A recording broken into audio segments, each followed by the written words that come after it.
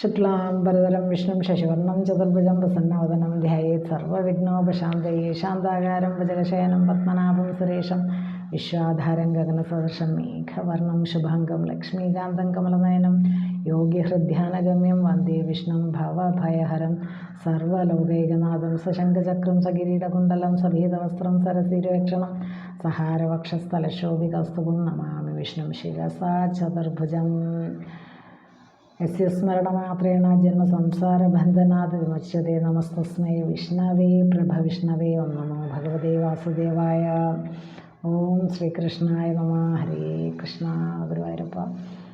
അപ്പോൾ ഇന്ന് നമുക്ക് വിഷ്ണു സഹസ്രനാമത്തിലെ 371 മുതൽ ഉള്ള നാമങ്ങളാണ് നമ്മൾ നോക്കുന്നത്. ഭഗവാൻ തന്നെയാണ് ഈ പ്രപഞ്ചത്തെ മുഴുവനും, ആ പ്രപഞ്ചത്തിൽ അന്നും ഇന്നും എന്നും ഉള്ളത്, എന്നും എല്ലാം ബാക്കിയെല്ലാം ഭഗവാന്റെ മായയാണ്, ഭഗവാന്റെ ലീലകളാണ് നമ്മൾ ഓരോ നിമിഷവും കണ്ടുകൊണ്ടിരിക്കുന്നത് എന്നും ഇത് അറിയാത്തത് കൊണ്ടാണ് മനുഷ്യരെ ഇന്ന് ഈ ലോകത്ത് അനുഭവിക്കുന്ന പല പല വിഷമങ്ങളും ദുഃഖങ്ങളും എന്നും ഒക്കെയുള്ള ഒരു അറിവാണ് ഈ വിഷ്ണു സഹസ്രനാമ ജപം, അതിൻ്റെ വാക്കുകളുടെ അർത്ഥം, നാമങ്ങളുടെ അർത്ഥം ഒക്കെ നമുക്ക് മനസ്സിലാക്കി തരുന്നത്. അപ്പോൾ രാവിലെയുള്ള പാരായണം അതിശ്രേഷ്ഠമാണ്. അത് ഒരു ശീലമാക്കുക. നമ്മുടെ ഈ ലോകത്ത് നമ്മൾ അനുഭവിക്കുന്ന ഒരുപാട് ബുദ്ധിമുട്ടുകൾ, പല കാര്യങ്ങളും, തടസ്സങ്ങൾ, ഇതെല്ലാം നീങ്ങിക്കിട്ടാൻ രാവിലെ വിഷ്ണു സഹസ്രനാമ ജപം ശീലമാക്കുന്നതല്ലാണ്. നമ്മുടെ കുട്ടികൾക്ക് അവർ വളർന്നു വരുമ്പോൾ അവരിൽ ഉണ്ടാക്കിയെടുക്കേണ്ട പ്രധാനപ്പെട്ട ഒരു കാര്യമാണ് മനഃശക്തി എന്ന് പറയുന്നത്. ഈ മനഃശക്തിയുടെ ഒരു അഭാവം തന്നെയാണ് ഇന്നത്തെ കുട്ടികൾ എല്ലാ രംഗങ്ങളിലും. അവർ ഒരുപാട് വിദ്യാഭ്യാസം ഉണ്ടെങ്കിലും അവർക്ക് പല കാര്യങ്ങളിലും മുന്നേറാൻ കഴിയാത്തതിന് കാരണവും അത് തന്നെയാണ്. അപ്പോൾ അത് കുട്ടികൾക്കും കൂടെ അങ്ങനെ ഒരു സഹസ്രനാമ ജപം ശീലമാക്കുന്നത് നല്ലതാണ്. നമ്മൾ വിചാരിക്കുന്ന ഇതെല്ലാം പ്രായമായിട്ട് ഒരു 50-60 വയസ്സാകുമ്പോഴാണ് വേണ്ടത് എന്നാണ്. അങ്ങനെയല്ല, ചെറിയ പ്രായത്തിലെ വായിക്കാനും ഒക്കെ തുടങ്ങുന്ന പ്രായത്തിൽ ഇതൊക്കെ കുട്ടികൾക്ക് പ്രാക്ടീസ് ചെയ്ത് തുടങ്ങിയാൽ അവർ ഒരു നല്ല കുട്ടികളായിട്ട് വളർന്നു വരുന്നത് കാണാം. അവരുടെ എല്ലാ കാര്യങ്ങൾക്കും അവർക്ക് തന്നെ അവരെ മാനേജ് ചെയ്യാനും ഈ ലോകത്തെ വെല്ലുവിളികൾ നേരിടാനും അവരെ പ്രാപ്തരാക്കുകയും ചെയ്യും. അപ്പോൾ നമുക്ക് ഇന്നത്തെ നോക്കാം നാമങ്ങൾ. 371 നാമം. ഇന്ന് പറയുന്ന ഭാഗം മഹീധരോ മഹാഭാഗ വേഗമാനം വിദാശനാഭവക്ഷോഭണോ ദേവ ശ്രീഗർഭ പരമേശ്വരാകരണം കാരണം കർത്ത വികർത്താഗഹനോ ഗുഹ. ആ ഒരു ഭാഗത്താണ് നമ്മൾ നിർത്തിയത്. ആ ഒരു ഭാഗമാണ് ഇന്ന് നോക്കുന്നത്. അപ്പോൾ അവിടെ ആ നാമങ്ങളുടെയൊക്കെ അർത്ഥം ഒന്ന് നോക്കാം. അപ്പോൾ ഇന്ന് 371 നാമം വേഗവാൻ. വേഗവാൻ എന്ന് പറയുന്നത് വേഗം ആ ഒരു സ്പീഡിനെയാണല്ലോ കാണിക്കുന്നത്. തീവ്രമായ ഗതിയുള്ളവൻ. ഭഗവാൻ അതിവേഗം ചലിക്കുന്നു എന്നാണ് പറയുന്നത്. അപ്പോൾ നമ്മൾ വിചാരിക്കും ഓരോന്നൊക്കെ നമ്മൾ ചെയ്ത് കൂട്ടുമ്പോൾ അതൊന്നും ആരും അറിയില്ല എന്ന്. എന്നാൽ ഈ സമൂഹത്തിൽ ഓരോരോ ദുഷ്ടതരങ്ങൾ കാണിക്കുന്നവർ ചെയ്യുന്നതിന് മുമ്പേ ഭഗവാൻ അറിയുന്നു എന്നുള്ളതാണ് അതിൻ്റെ. അതാണ് വേഗവാൻ. ഈശാവാസ്യ ഉപനിഷത്തിൽ പറയുന്നുണ്ട്, അനേജദേകം മനസ്സോ ജവിയോ നൈനദ്ദേവോ ആപ്നുവാൻ പൂർവമർഷത് എന്ന്. ഭഗവാന്റെ രൂപമാണത്. അതായത് സത്യം ആണ് ഭഗവാൻ സത്യസ്വരൂപനാണെന്ന് പറയും. അത് ചലനമില്ലാത്തതാണ്, അത് ഏകമാണ് എന്ന് പറയുമ്പോൾ തന്നെ ആ മനസ്സിനേക്കാൾ വേഗതയുള്ളതാണ് എന്ന് പറഞ്ഞാൽ, മനസ്സിനേക്കാൾ വേഗതയുള്ളതാണ്. മനസ്സാണ് ഏറ്റവും. നമ്മളിപ്പോൾ ഇങ്ങനെ വിചാരിക്കുന്ന സമയത്ത് നമുക്ക് അമേരിക്കയിൽ പോയിട്ട് വരാം. അതാണ് മനസ്സ്. അപ്പോൾ അമേരിക്കയിൽ ഇരിക്കുന്ന ഒരാളെ ജസ്റ്റ് നമുക്ക് ഓർത്ത് നമുക്ക് തിരിച്ചു വരാം. അതാണ് മനസ്സ്. അപ്പോൾ മനസ്സിനേക്കാൾ, പക്ഷെ ആ മനസ്സ് അത്രയും വേഗമുള്ളതായിരിക്കെ തന്നെ ആ മനസ്സുകൊണ്ട് പ്രാപിക്കാൻ സാധ്യമല്ലാത്തത് ആ മനസ്സിനേക്കാൾ വേഗതയുള്ളതാണ് ഭഗവാൻ. അപ്പോൾ ഭഗവാന്റെ ആ വേഗതയെക്കുറിച്ച് മനസ്സ് നിശ്ചലമായിട്ട് ലഭിക്കുമ്പോൾ മാത്രമേ പക്ഷേ ആ ഭഗവാനെ അറിയാനും കഴിയുള്ളൂ. അതാണ് വേഗവാൻ. നമ്മളെ ഏറ്റവും സ്പീഡുള്ളത് മനസ്സാണെന്നാണ് നമ്മുടെ ഇപ്പോഴത്തെ ഒരു സങ്കല്പം. എന്നാൽ ഭഗവാൻ അതിനേക്കാളും വേഗതയുള്ള, തീവ്രമായ വേഗതയുള്ള ഗതിയുള്ള ഭഗവാൻ. അതുകൊണ്ടാണ് അപ്പോൾ ഭഗവാനെ നേടാൻ എന്താ ചെയ്യേണ്ടത്? മനസ്സ് നിശ്ചലമായിട്ടിരിക്കണം. അതുകൊണ്ടാണ് ധ്യാനം, സമാധി അവസ്ഥയിൽ മാത്രമേ ഭഗവാനെ പ്രാപിക്കാൻ കഴിയുകയുള്ളൂ എന്ന് പറയുന്നത്. ഇനി 372ാമത്തെ നാമം അമിതാശന. അമിതമായ അശനം. അശനം വയറ് എന്നൊക്കെയുള്ള അർത്ഥമാണ്. ഭഗവാൻ സംഹാരകാലത്ത്, സൃഷ്ടിസ്ഥിതി സംഹാരം, എല്ലാ പ്രളയകാലത്ത് എല്ലാം ഭഗവാനിൽ ലയിക്കുമെന്നൊക്കെ നമ്മൾ ഒരുപാട് ചർച്ച ചെയ്തതാണ്. അപ്പോൾ ആ ഒരു കാലത്ത് എല്ലാം സർവപ്രപഞ്ചവും ഭഗവാനിൽ ലയിക്കുമെന്ന് പറയുമ്പോൾ സർവപ്രപഞ്ചത്തെയും ഭക്ഷിക്കുന്നവൻ, അതാണ് അമിതാശനൻ. ആ ഒരു വയറിനെയാണ് കാണിക്കുന്നത്. എല്ലാം ഭഗവാന്റെ ഉദരത്തിലേക്കാണ് പോകുന്നതെന്ന് പറഞ്ഞിട്ട് നമ്മൾ പഠിച്ചിട്ടുണ്ടല്ലോ. അതുപോലെ എല്ലാം ഭഗവാന്റെ വക്രത്തിലേക്ക് പ്രവേശിക്കുന്നു എന്നും, പിന്നെ എല്ലാ ലോകങ്ങളെയും ഭഗവാൻ വിഴുങ്ങിയെടുക്കുന്നു എന്നൊക്കെ പറഞ്ഞിട്ട് നമ്മൾ ഗീതയിലുമൊക്കെ ഒരുപാട് ശ്ലോകങ്ങളുണ്ട്. അതാണ് ഭഗവാന്റെ ഈ നാമം അമിതാശന. ഇനി 373ാമത്തെ നാമം ഉദ്ഭവ. പ്രപഞ്ചത്തിൻ്റെ ഉത്പത്തി, ഉത്ഭവിക്കുക എന്നൊക്കെ പറയില്ലേ. പ്രപഞ്ചത്തിൻ്റെ ഉത്പത്തി എന്ന് പറയുന്നത് അതിന് കാരണം ആയതാരാണോ അതാണ് ഉദ്ഭവ. ഭഗവാനാണ് പ്രപഞ്ചത്തിൻ്റെ ഉത്പത്തിക്ക് കാരണം. അപ്പോൾ സംസാരത്തിൽ നിന്ന് ഉണ്ടായിട്ട് സംസാരത്തിന് അതീതമായിട്ട് ഭഗവാൻ ഇരിക്കുന്നു. സംസാരത്തിൽ നിന്ന് ഉണ്ടായി, പക്ഷെ സംസാരത്തിന് അതീതമായിട്ടാണ് ഭഗവാൻ ഇരിക്കുന്നത്. ഇനി 374ാമത്തെ നാമം ക്ഷോഭണ. ജഗത്തിൻ്റെ സൃഷ്ടികാലത്തിൽ, ജഗത്ത് ഈ പ്രപഞ്ചത്തെ സൃഷ്ടിക്കുന്ന കാലത്ത് പ്രകൃതിയിലും പുരുഷനിലും പ്രവേശിച്ച് ഭഗവാൻ ക്ഷോഭിച്ചിരുന്നതിനാൽ ക്ഷോഭണ എന്ന് പറയുന്നു. അപ്പോൾ പ്രകൃതി പുരുഷംശ്ചൈവ പ്രവിശ്യ ആത്മേശ്ചയ ഹരിഹി പ്രവിശ്യ ക്ഷോഭയാമാസ സർഗകാലേ വ്യയോ എന്ന് വിഷ്ണു പുരാണത്തിൽ പറയുന്നുണ്ട്. അതായത് പ്രകൃതിയും പുരുഷം ച ഏവ, പ്രകൃതിയിലും പുരുഷനിലും തന്നെ പ്രവിശ്യ, അതിലേക്ക് പ്രവേശിച്ചിട്ട് ആത്മേശ്ചയ ഹരി, സ്വന്തം ഇച്ഛയാൽ ഹരി തന്നെ, ഭഗവാൻ തന്നെ പ്രവിശ്യക്ഷോഭയാമാസ, പിന്നെ അവിടെ അതിനകത്ത് പ്രവേശിച്ച് ക്ഷോഭിച്ചിരുന്നതിനാൽ സർഗകാലേ വ്യയാവ്യോ, സർഗകാലത്ത്, സൃഷ്ടിയുടെ കാലത്ത് ഭഗവാൻ ഇതുപോലെ പ്രകൃതിയിലും പുരുഷനിലും ഭഗവാൻ പോയിട്ട് അതിനെ ശോഭിപ്പിച്ചിരുന്നു എന്നാണ് പറയുന്നത്. അപ്പോൾ തൻ്റെ ഇച്ഛാനുസരണം നാശരഹിതനായിട്ടുള്ള ഭഗവാൻ ഹരി സൃഷ്ടിയുടെ കാലത്ത് തൻ്റെ ഇച്ഛയ്ക്ക് അനുസരിച്ച് വികാരിയായിട്ടുള്ള പ്രകൃതിയിലും, പ്രകൃതി വികാര രൂപിയാണ്, എന്നാൽ പുരുഷൻ അവികാര രൂപമാണ്. അപ്പോൾ വികാരിയായിട്ടുള്ള പ്രകൃതിയിലും അവികാരിയായിട്ടുള്ള പുരുഷനിലും, അവികാരനായ പുരുഷനിലും പ്രവേശിച്ചിട്ട് അവയെ ക്ഷോഭിപ്പിച്ചു ഭഗവാൻ എന്നാണ് വിഷ്ണു പുരാണത്തിൽ. പ്രപഞ്ചത്തിലെ എല്ലാ ജീവന്മാരുടെയും കർമ്മചലനം ആരംഭിക്കുന്നത് ഈ ക്ഷോഭണത്തിൽ നിന്നാണ് എന്ന് പറയുന്നത്. അപ്പോൾ ക്ഷോഭണ എന്ന് പറയുമ്പോൾ ജഗത്തിൻ്റെ സൃഷ്ടികാലത്ത് പുരുഷനിലും പ്രകൃതിയിലും എല്ലാ ജീവജാലങ്ങളിലും പ്രവേശിച്ച് ഭഗവാൻ ശോഭിച്ചിരുന്നു. ആ ശോഭിച്ചിരുന്നത് കൊണ്ടാണ് അത് സൃഷ്ടി കർമ്മത്തിലേക്ക് അത് നയിക്കപ്പെട്ടത്. അതുകൊണ്ട് ക്ഷോഭണം എന്ന് പറയുന്നു. അപ്പോൾ എല്ലാ സൃഷ്ടിയും ഈ ക്ഷോഭണത്തിൽ നിന്നാണ് ഭഗവാന്റെ, അതാണ് ക്ഷോഭണ എന്ന നാമം.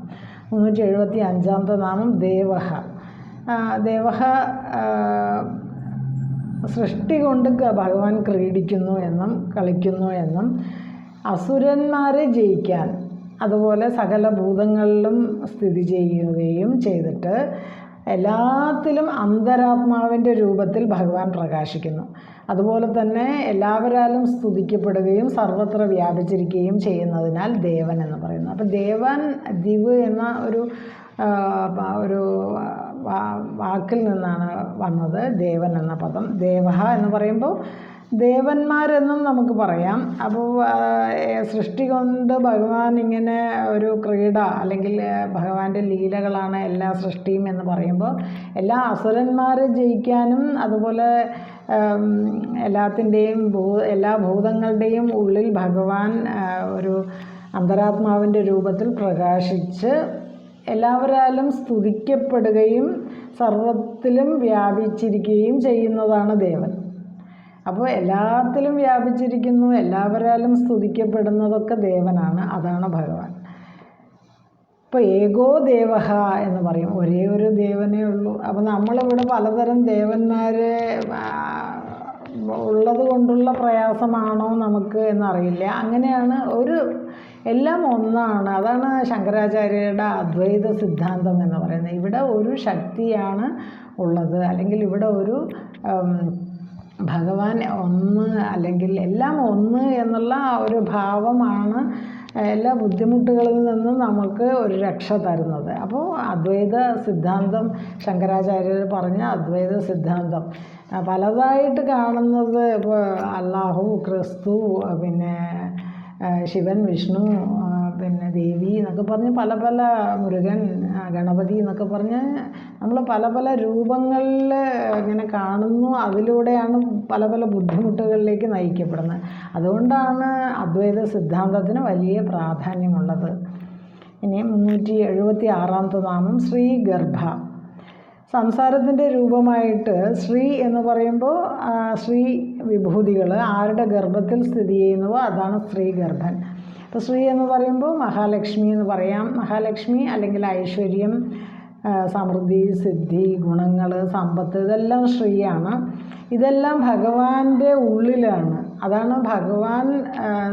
പിന്നെ ലക്ഷ്മി ദേവി ഭഗവാനിൽ സ്ഥിതി ചെയ്യുന്നു എന്ന് പറഞ്ഞാൽ അർത്ഥം എല്ലാ ഐശ്വര്യങ്ങളും ഭഗവാനിലാണെന്നാണ്. അവിടെ സ്ത്രീ പുരുഷൻ അങ്ങനെയൊക്കെ നമുക്ക് മനസ്സിലാവാൻ ബുദ്ധിമുട്ടുള്ളതുകൊണ്ട് അങ്ങനെയൊക്കെ പറഞ്ഞു എന്നേ ഉള്ളൂ. എല്ലാ ഐശ്വര്യങ്ങളും, സമൃദ്ധി, സൗന്ദര്യം, അതുപോലെ സമ്പത്ത്, അങ്ങനെയുള്ള അതൊക്കെയാണ് ഐശ്വര്യങ്ങൾ. ശ്രീ എന്ന് പറഞ്ഞാൽ ഇതൊക്കെയാണ്. ശ്രീ എന്ന് പറയുമ്പോൾ ഐശ്വര്യം, പണം മാത്രമല്ല, സമ്പത്ത്, ഐശ്വര്യം, സൗന്ദര്യം, സമ്പത്ത്, സമൃദ്ധി, ഇതെല്ലാം ശ്രീയാണ്. ഇതെല്ലാം ഭഗവാനിലാണ്. അതുകൊണ്ടാണ് ഭഗവാന്റെ ഉള്ളിലാണ് ശ്രീ ഉള്ളത്. അതാണ് ശ്രീ ഗർഭരൂപത്തിൽ എന്ന് പറയുമ്പോൾ അർത്ഥം എന്താ? ഉള്ളിൽ അല്ലേ? ഗർഭസ്ഥ ശിശു എന്ന് പറഞ്ഞാൽ എന്താ അർത്ഥം?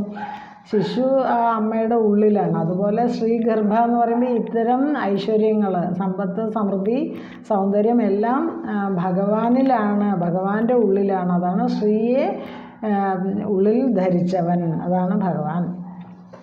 ഇനി 377-ാമത്തെ നാമം പരമേശ്വര. പരമനും ഉത്കൃഷ്ടനും ഈശനുമാണ് പരമേശ്വരൻ. അതുകൊണ്ടാണ് ഭഗവാൻ പരമമായിട്ടുള്ള ഒരു ചൈതന്യമാണ്, ഉത്കൃഷ്ടമായിട്ടുള്ള ചൈതന്യമാണ്. അതുകൊണ്ട് പരമേശ്വരൻ. എന്താ പറയുന്നത്? സമം സർവേഷു ഭൂതേഷു തിഷ്ടന്തം പരമേശ്വരം എന്ന് 13-ാമത്തെ ചാപ്റ്റർ ഭഗവത്ഗീതയിൽ 27-ാമത്തെ ശ്ലോകത്തിൽ പറയുന്നുണ്ട്. സമം സർവേഷു ഭൂതേഷു, ഞാൻ എല്ലാ സമമായിട്ട്, സർവേഷു എല്ലാ ഭൂതേഷു ഭൂതങ്ങളിലും, തിഷ്ടന്തം സ്ഥിതി ചെയ്യുന്നു പരമേശ്വരം, ഞാൻ എല്ലാ സകല ഭൂതങ്ങളിലും സമാനഭാവത്തോടെ സ്ഥിതി ചെയ്യുന്നു. ആ സ്ഥിതി ചെയ്യുന്നത് ആരാണോ അതാണ് പരമേശ്വരൻ. ഇനി 378-ാമത്തെ നാമം കരണം. ഈ ലോകത്തിൻ്റെ ഉൽപ്പത്തിക്ക് എല്ലാത്തിനേക്കാളും മുഖ്യമായ സാധനം. കാരണം കൊണ്ട് ഒരു കാരണത്തിന് കരണം ആവശ്യമാണ്. അപ്പോൾ ലോകത്തിൻ്റെ ഉൽപ്പത്തിക്ക് ആവശ്യമായിട്ടുള്ള കാരണം അത് ഭഗവാനാണ്. അപ്പോൾ ഏതെങ്കിലും പ്രവൃത്തി ചെയ്യാൻ വേണ്ട പദാർത്ഥമോ വസ്തുവോ അവയവമോ ആണ് കരണം. ഇപ്പോൾ നമ്മൾ സാധാരണ കരണം എന്നൊക്കെ പറയുമ്പോൾ നമ്മൾ അവയവങ്ങളെ കരണം എന്ന് പറയാറുണ്ട്. അപ്പോൾ അവയവങ്ങൾ ഉപയോഗിച്ചിട്ടാണ് പല ജോലി ചെയ്യുന്നത് ഒക്കെ. ഇപ്പോൾ കൈ കൊണ്ട് ഒരു ജോലി ചെയ്യുന്നു, കാല് കൊണ്ട് നടക്കുന്നു, അപ്പോൾ അതൊരു കരണമാണ്. അതുപോലെ ലോകത്തിൻ്റെ ഉൽപ്പത്തിക്ക് എല്ലാത്തിനെയും ലോകത്തിൻ്റെ ഉൽപ്പത്തിക്ക് ആവശ്യമായ മുഖ്യമായ സാധനം അതാണ് കരണം. ഇനി ഒരു മനുഷ്യ ശരീരത്തിൽ തന്നെ ഇന്ദ്രിയങ്ങളും ഒക്കെ എല്ലാം ഭഗവാന്റെ തന്നെ സ്വരൂപമാണ്. അപ്പോൾ നമ്മുടെ കൈ, കാല്, നാക്ക് മൂക്ക് എന്നൊക്കെ പറയുന്നത് നമ്മുടെ കഴിവൊന്നും അല്ല. നമുക്ക് ഇതിലേതെങ്കിലും ഒരു എന്താ പറയുക, ഒരു ചെറിയ കോശം പോലും നമ്മുടെ ശരീരത്തിൽ ഉൽപ്പാദിപ്പിക്കാൻ ഒരു മനുഷ്യനോ അല്ലെങ്കിൽ സയൻസിനോ കഴിയില്ല. അതുകൊണ്ട് എല്ലാം ഭഗവാന്റെ രൂപമാണ് എന്ന് പറയുന്നതാണ് ശ്രീനാരായണ ഗുരുവിൻ്റെ ദൈവദശകത്തിൽ പറയുന്നത്. നീയല്ലോ സൃഷ്ടിയും സൃഷ്ടാവായതും സൃഷ്ടിജാലവും, നീയല്ലോ ദൈവമേ സൃഷ്ടിക്കുള്ള സാമഗ്രിയായതും എന്ന് പറയുന്നുണ്ട്. അപ്പോൾ എല്ലാം ഭഗവാനാണ് സൃഷ്ടിച്ചിരിക്കുന്നത്. നമുക്ക് ഇപ്പോൾ സയൻസ് എത്രയൊക്കെ ഡെവലപ്പ് ചെയ്താലും സയൻസിന് ഇങ്ങനെയൊക്കെയുള്ള പലതും സൃഷ്ടിച്ചെടുക്കാനുള്ള കഴിവൊന്നുമില്ല. ഉള്ളതിനെ അങ്ങോട്ടും ഇങ്ങോട്ടൊക്കെ മാറ്റി വയ്ക്കാൻ മാത്രമേ എന്തെങ്കിലും കഴിയൂ. ഇനി 379 നാമം കാരണം. കാരണം ഏതിൻ്റെയെങ്കിലും ഉൽപ്പത്തിക്ക്, പ്രവർത്തനത്തിന് ആധാരമാകുന്ന അല്ലെങ്കിൽ പ്രേരണയാകുന്ന വസ്തുവിനെയാണ് കാരണം എന്ന് പറയാം. ഇപ്പോൾ നമ്മൾ ഒരു കാര്യം പറയുമ്പോൾ ഇതിൻ്റെ കാരണം എന്താണെന്ന് നമ്മൾ ചോദിക്കും. നമ്മളെല്ലാത്തിൻ്റെയും കാരണം അന്വേഷിക്കുന്നവർ തിരക്കിലാണല്ലോ. അപ്പോൾ ഏതിൻ്റെയെങ്കിലും നമ്മളിപ്പോൾ ഒരു വിമാന അപകടം വന്നു അതിൻ്റെ കാരണം അന്വേഷിക്കും. അപ്പോൾ ഏതിൻ്റെയെങ്കിലും ഒരു ഉൽപ്പത്തിക്കോ പ്രവർത്തനത്തിനോ ആധാരം, പ്രേരകമായിട്ടുള്ള ഒരു വസ്തുവിനെയാണ് കാരണം എന്ന് പറയുക. അതാണ്. അപ്പോൾ ഈ പ്രപഞ്ചത്തിൻ്റെ ഉൽപ്പത്തിക്ക് കാരണം ഏതാണ്? അപ്പോൾ ആ കാരണം 2-3 തരത്തിൽ പറയാം. ദ്രവ്യം വേണം. ഇപ്പോൾ ഒരു കാര്യം ചെയ്യുമ്പോൾ, ഇപ്പോൾ ചപ്പാത്തി ഉണ്ടാക്കുമ്പോൾ മാവ് വേണം, അതാണ് ദ്രവ്യം. അതിനൊരു പ്രേരക ശക്തി, അത് ഉണ്ടാക്കാനുള്ള അറിയണം, അതെങ്ങനെ ഉണ്ടാക്കുക, അതിനൊരു പ്രേരക ശക്തി വേണം. അല്ലെങ്കിൽ ആർക്കെങ്കിലും വിശപ്പ് വേണം, പിന്നെ എന്നാലേ അത് ഉണ്ടാക്കാൻ തോന്നുള്ളൂ അല്ലേ. പിന്നെ അതിൻ്റെ ഉള്ളിലൊരു ചൈതന്യമായിട്ടത് കത്തിച്ച് അതിനെ ഉണ്ടാക്കി പിന്നെ അതൊക്കെ ഉണ്ടാക്കിയെടുക്കാനുള്ള ഇന്ധനമൊക്കെ വേണം. അപ്പോൾ ഒരു ചൈതന്യം ആവശ്യമാണ്. അങ്ങനെ ഏത് കാര്യത്തിനും ദ്രവ്യം വേണം, ഒരു പ്രേരക ശക്തി വേണം, ഒരു ചൈതന്യം വേണം. അപ്പോൾ ഇത് എല്ലാം ആ ചൈതന്യമായിട്ടിരിക്കുന്നതും പ്രേരക ശക്തിയായിട്ടിരിക്കുന്നതും ദ്രവ്യമായിട്ടിരിക്കുന്നതും എല്ലാം ഭഗവാൻ തന്നെ എന്നാണ് പറയുന്നത്. പ്രകൃതിയിൽ സ്ഥിതി ചെയ്യുന്ന പുരുഷൻ തന്നെയാണ് പ്രകൃതിയിലുള്ള ഗുണങ്ങളെ ഭുജിക്കുന്നത്. ഈ പുരുഷൻ കാരണമായിട്ടാണ് എല്ലാ സൃഷ്ടിയും ഇവിടെ നടക്കുന്നത് എന്ന് പറയുന്നു. ഇനി 380 നാമം കർത്ത. കർത്ത എന്ന് പറയുമ്പോൾ ചെയ്യുന്നവൻ. അപ്പോൾ കാരണം പറഞ്ഞു, കാരണം പറഞ്ഞു. അപ്പോൾ കാരണവും ഉണ്ടെങ്കിൽ അതിനൊരു കർത്താവും കൂടെ വേണം. എന്താണത്? ചെയ്യുന്നവൻ സ്വതന്ത്രൻ എന്നും അർത്ഥമുണ്ട്. കർത്ത എന്ന് പറയുമ്പോൾ ചെയ്യുന്നവൻ എന്നും അർത്ഥമുണ്ട്, അല്ലെങ്കിൽ സ്വതന്ത്രൻ എന്നും അർത്ഥമുണ്ട്. ഇനി ഒരു പ്രപഞ്ചത്തെ സൃഷ്ടിച്ച് നിലനിർത്തി സംഹരിക്കുന്നു, അത്രയും ചെയ്യുന്നത് ഭഗവാനാണ്. അപ്പോൾ ഈ സൃഷ്ടിക്കപ്പെട്ട പ്രപഞ്ചത്തിൽ വസ്തുക്കളായിട്ട് സ്ഥിതി ചെയ്യുന്നു, അത് രൂപം കൊള്ളുന്നു, അത് കുറേ കാലം നിൽക്കുന്നു, അതില്ലാതെയാവുന്നു, ഇതെല്ലാം ചെയ്യുന്നത് ഭഗവാനാണ്. അപ്പോൾ എല്ലാത്തിനും കർത്താവായിട്ട് എന്നാൽ എല്ലാത്തിനും കർത്താവായിട്ട് ഭഗവാൻ ഇരിക്കുമ്പോഴും ഭഗവാനെ നമുക്കിവിടെ എവിടെയും കാണാൻ പറ്റുന്നുണ്ടോ? അതാണ് സ്വതന്ത്രനാണ് ഭഗവാൻ എന്ന് പറയുന്നത്. സ്വതന്ത്രനായിട്ട് വർത്തിക്കുന്നു. എല്ലാത്തിനും കാരണവും കർത്താവും ഒക്കെ ആയിരിക്കെ തന്നെ ഭഗവാൻ ഇവിടെ ഒന്നും നമ്മൾ കാണുന്നില്ല.